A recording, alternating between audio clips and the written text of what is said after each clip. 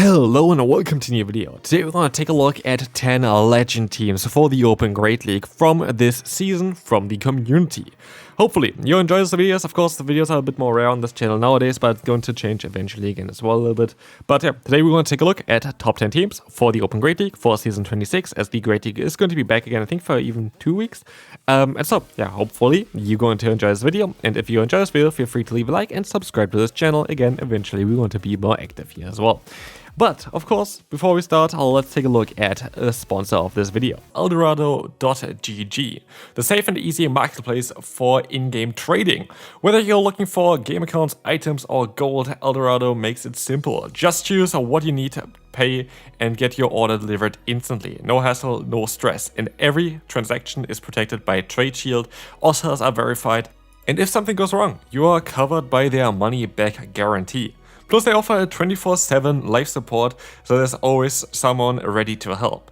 Use my exclusive link here in the description and in the pinned comment, or enter code JONKES at checkout to get an exclusive discount on your first order. If you want a smooth and secure experience when trading in your favorite games, check out Eldorado.gg.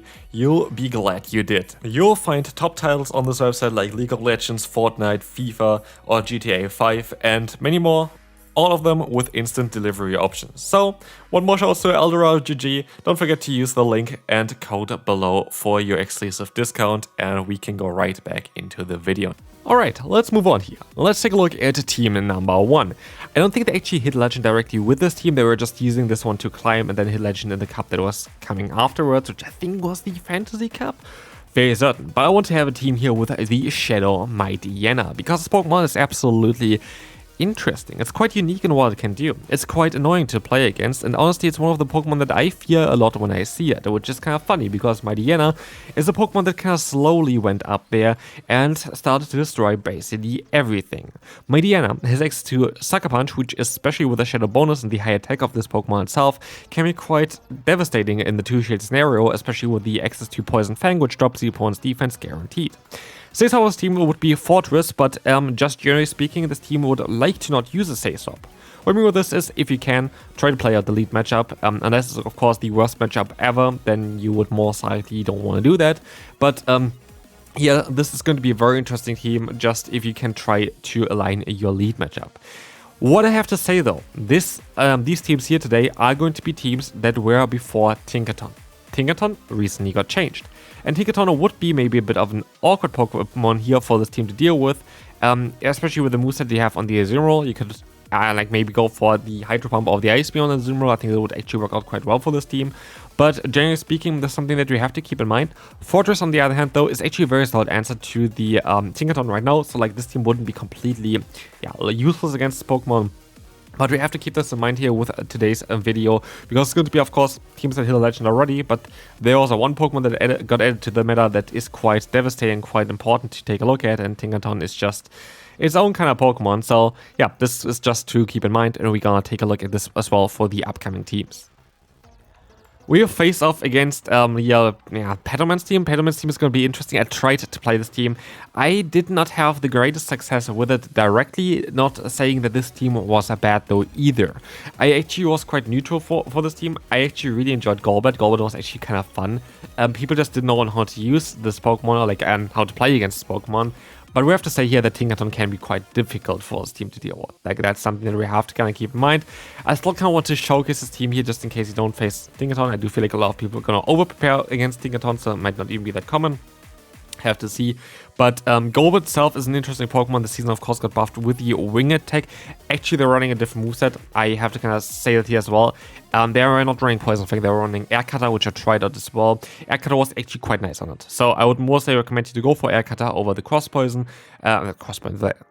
Fang. Cross Poison would be actually even better on the Golbat, but it doesn't have it right now. So yeah, it would be an interesting team though. Licky Say So worked out really well for this team specifically, and then we're going to have the Sableye in the back. Of course, you have a lead that's going to be able to destroy the Wigglytuff. The Say So is going to be able to beat out the Wigglytuff, and then you have the Sableye as a closer in the back.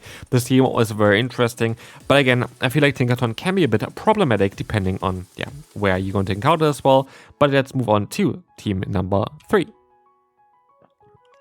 which is again going to be a team that is here from Kevin Solidaris, a legend with this team. I'm not too sure about the moveset on the Ninetales. Could be also that they're running instead of Weather Ball Ice. I've seen people run Dazzling Gleam, but Chilling Water is definitely on this Pokemon. I do think it's just the standard moveset. Quagsire is going to be very good against Tinkaton, but then you have Guzzlord in the back, and with that we're going to have two Pokemon that are going to be very weak against this thing. And so this is the thing here as well, with those top teams from this season so far, Tinkaton is a bit of an issue, and then we can take a look at maybe Pokemon that could work out quite well instead of Tinkaton. And I do feel like that Guzzlord might not be needed here directly in order to deal like with the issues of Ninetales. So we could think about like Pokemon you can use there instead, that maybe even are a bit strong against the Azumarill, which could be a bit of an issue here as well. And there are different kind of Pokemon, to be fair, that could do that, especially with the Azumarill and the Tinkaton being both Fairy-type Pokemon. There are quite a lot of different kind of options. You could even go ahead and go for a double Mud Slapper, like a Mud Boy there in the back with like either a Swampert or like something like the... Yeah, the Swampert actually would work out quite well here, I would say, instead of the Guzzlord, because Swampert is going to have access to Sludge for the Azu, as well as just the Mud Shot damage, as well as the resistance to the Steel-type damage from the Tinkaton, which would make this team actually most likely a little bit better for the current meta. But then again, you're going to have Jellicent, which could be a bit of an issue as well, so you have to be a bit mindful there. It's a bit of a difficult Pokemon, like matchup here generally. But what you have as well is a lot of times that Jellicent itself could be a very good Pokemon as a closer here, as it's going to have a great synergy together with the Alolan Ninetales, especially if Ninetales would run Dazzlingly. Not so much to worrying about. Tinkaton needs to be done with this team from Belzeboy, the current world champ still. Like we're going to have the world championships coming up quite soon as well. But what you're going to have here is Belzeboy's team with the Stunfisk, the Fearow, as well as the Cresselia. And why you don't have to worry about Tinkaton that much is because Galarian Stunfisk is actually one of the strongest answer, and which what kind of changes there as well is that Galarian Stunfisk is very likely going to be one of the strongest Pokemon that you can run in the current meta.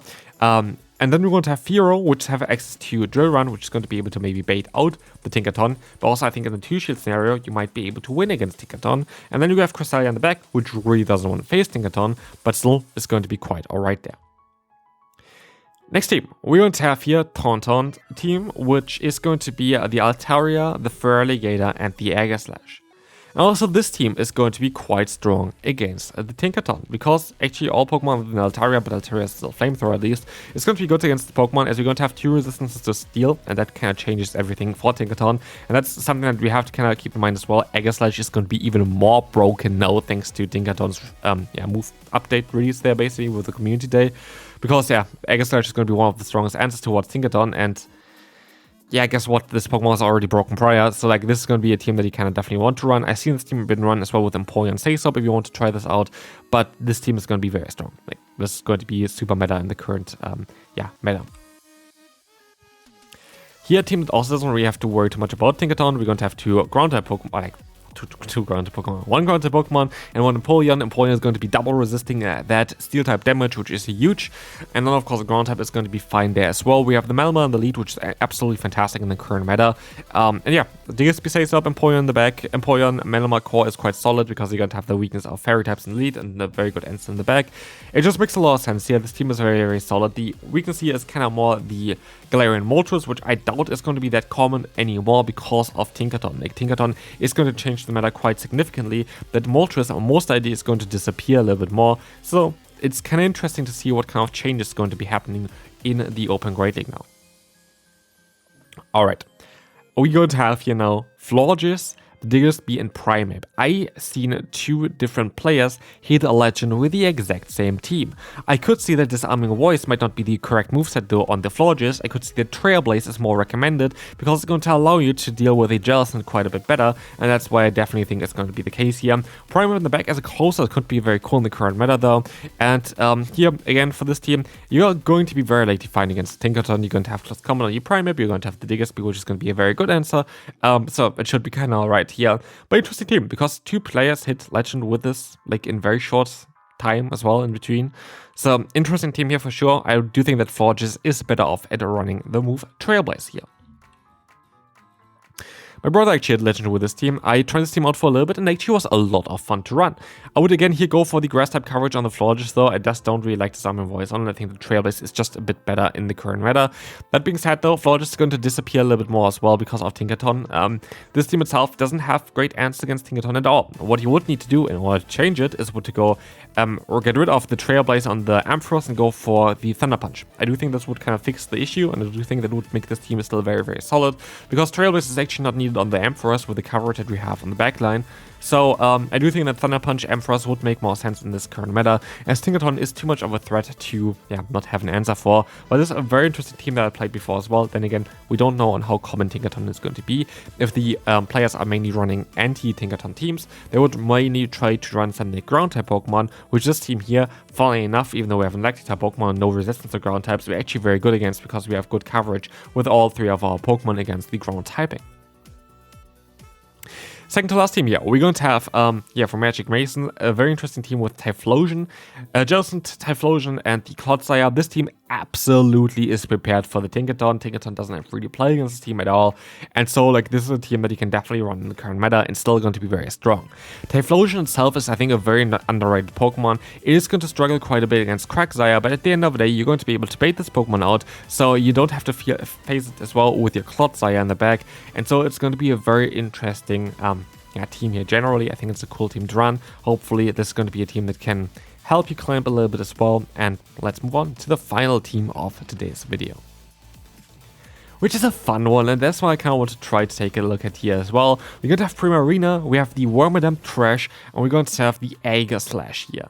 And as you can see, Tinkaton is actually not a problem for this team, and this team itself is actually very solid until you're going to encounter Gourgeist, which I do feel like is going to be quite a bit more common in the upcoming meta as well. I did have quite a few Gourgeist teams already on the channel, so if you haven't checked out my recent videos towards the Open Great League, definitely check it out. There were definitely quite a few teams with Gourgeist. You want to have a quick team as well. I really enjoy like the combination of Gourgeist together with Macargo Lead, which is going to be especially good in the current meta with the Tinkaton. Gourgeist as a Sazorb, and then you can have like something in the back that kind of does something similar to Gourgeist, something that is definitely wanting to get out something like Ice type Pokemon for itself, or Flying type Pokemon for itself. There are going to be quite a few of those Pokemon, like another Grass type, for example, that would work out quite well for you, so definitely give that a try. But that's going to be it for today's video. I hope you enjoyed it. If you did, feel free to leave a like, and I will see you then. Thanks again to today's sponsors, Eldorado GG. Check out my code again, and I'll see you then. Bye bye.